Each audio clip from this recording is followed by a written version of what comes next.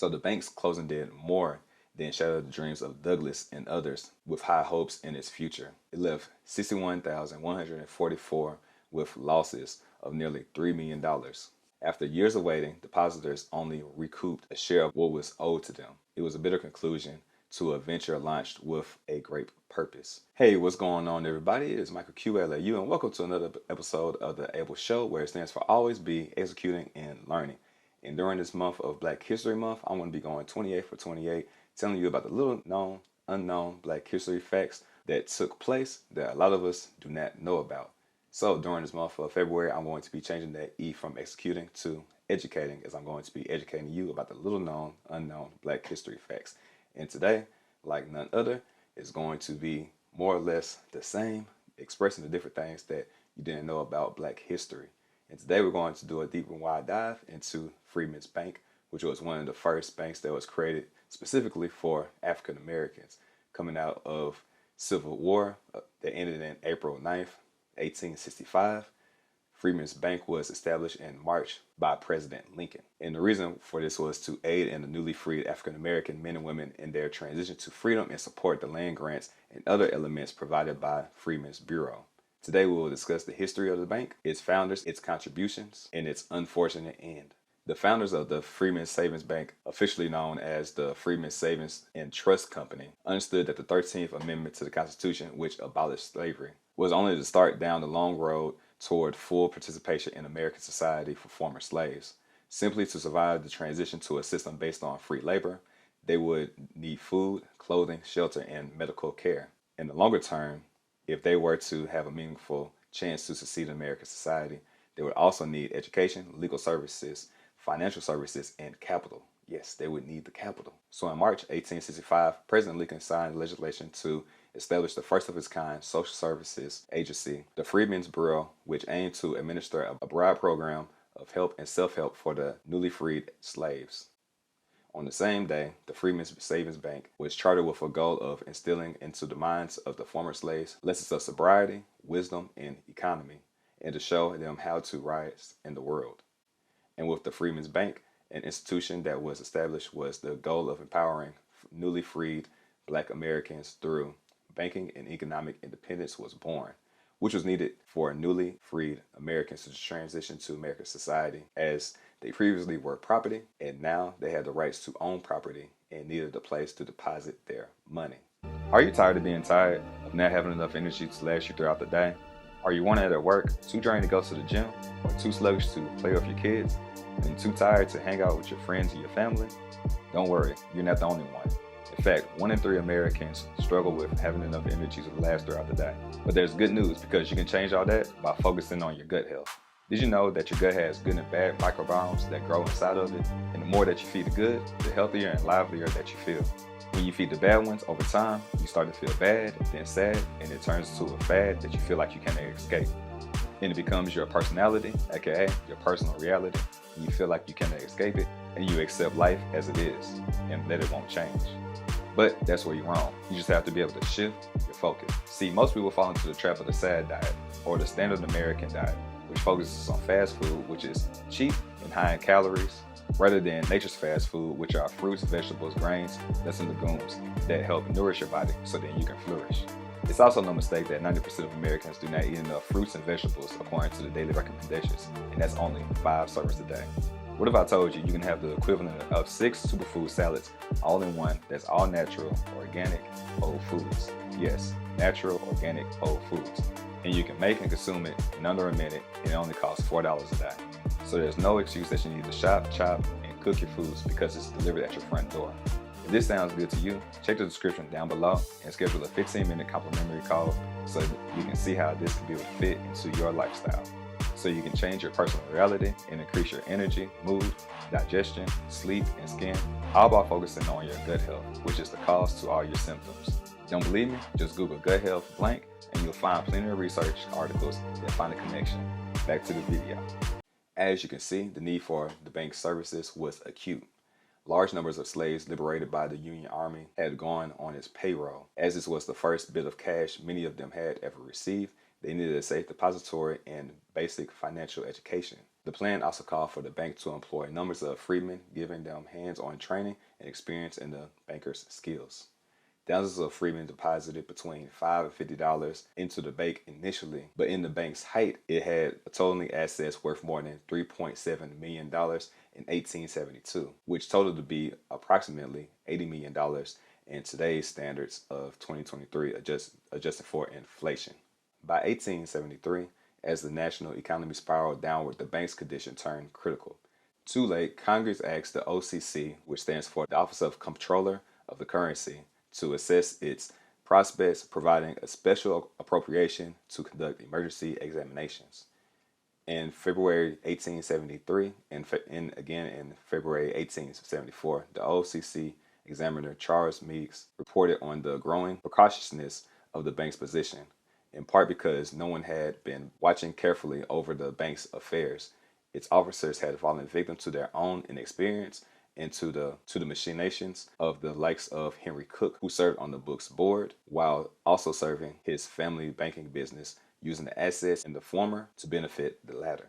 So as you can see, there was somebody that was inside the bank that was using the bank's money for his own company's purposes. To learn more information about PRM and the family of products, check out the description down below to set up a 15-minute complimentary call, and you can also check out the website. You're just one click away for a better life. Your health is too important to continue to push it off. Go ahead and check out the website and see if a product fits you. And to do a deeper dive about Henry Cook, he would get a loan from the bank, and when he could not repay it in 1874, the following year, the economy was already in a downspan, but this did not help the situation, and it just allowed the bank to fall harder, faster than what it would have had without him using the bank's money to help his own business, which eventually went bankrupt, and that's how they were unable to repay the loan. In October 1874, Frederick Douglass was induced to take the reins of the bank, a move that many hoped would steady the bank in the eyes of the depositors, lest they withdraw their savings in a panic. But it was too late. On June 29th, the bank's trustees voted to shut it down. And it was an imperative move to be able to put in Frederick Douglass at this time to be able to build up the hope and trust within the bank, so then the depositors will hopefully keep their money in the bank. When in times of panic, people like to deposit their money because there may be a chance that they may not receive their money as a result. And you'll see why that's very important later on towards the tail end of this. So going to continue to listen on in because it only gets more interesting from here. So the bank's closing did more than shatter the dreams of Douglass and others with high hopes in its future. It left 61,144 with losses of nearly $3 million. After years of waiting, depositors only recouped a share of what was owed to them. It was a bitter conclusion to a venture launched with a great purpose. So there's over 61,000 people who had lost $3 million, and $3 million in today's money would be around like $75 million. So you can imagine that many people losing out on that much money. It leaves more than an impression on the bank, but then also into the minds of the people who put their faith and trust in the banking system. And just to put that in perspective, the average amount of people that put money into the bank was about $49. But in today's value, that $49 was worth $105,586.81. So it's a lot of money that was lost during that time. So before emancipation, most black people in America were enslaved and had no means of accumulating, protecting, or passing down wealth from generation to generation.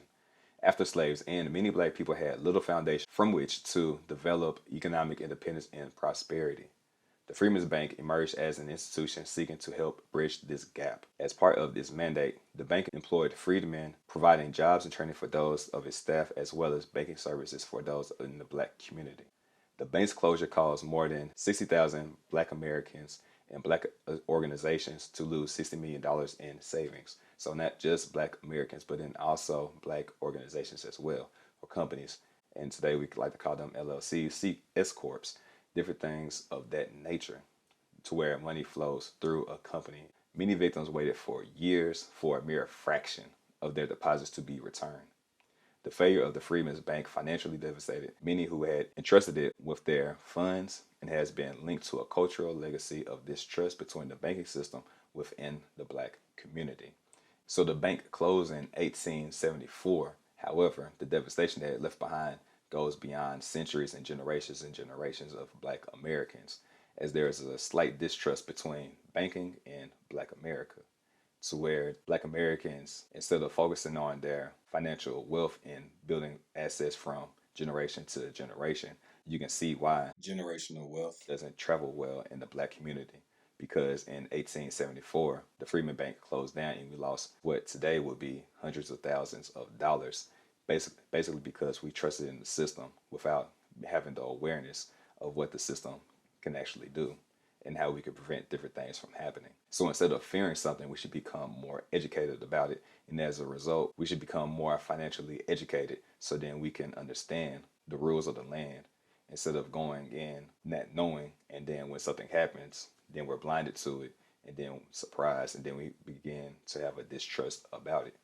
So in today's landscape, when it comes to financial education, there's many things that we can do to be able to protect ourselves. But first, we need the proper education. And there's a lot of different things and websites that you can use and utilize in order to build your financial fortune. But it comes from a basic foundation of how finances work. What's good debt, what's bad debt, what's an asset, what's a liability. And the asset is something that generates income, and the liability is something that takes away from your income. A lot of times we believe that a house is an asset when in fact it's a liability because you pay for it month after month and it doesn't bring you any income. However, if you were to buy a house and then use it to rent out, if you turn that liability into an asset and then you're able to generate more money. So then you can work fewer hours and still have the same impact on your financial pockets. So it's all about changing the mindset and changing your financial education so then you can build the mindset, which increases your skill set, which increases your tool set, so then you can have a better life as a result of everything that you harness with the power of your mind, your skills, and your tools, so that you can have a better financial future. So I thank you for tapping into this episode of the ABEL Show. As we travel back to 1865 when Abraham Lincoln opened up the Freedman Bank to help bring financial education and literacy to Black Americans. However, 9 years later, came to a strong demise due to poor operations of the Savings and Trust Company. As always, thank you for watching. And if you learned something new, put it down in the comments down below so then I can know that that was something that was of interest to you. And as always, like, share, and subscribe, and smash that notification bell, as during the month of February, I will be going 28 for 28, telling you about the different little known, unknown Black history facts that you may or may not have known about or the community needs to know more about. And if you enjoyed this video, tap into this playlist as it's going to be talking about the little known, unknown Black history facts that I have been talking about over the course of these 28 days in the ABEL Show. And as always, you all stay fearfully fit and fearfully blessed.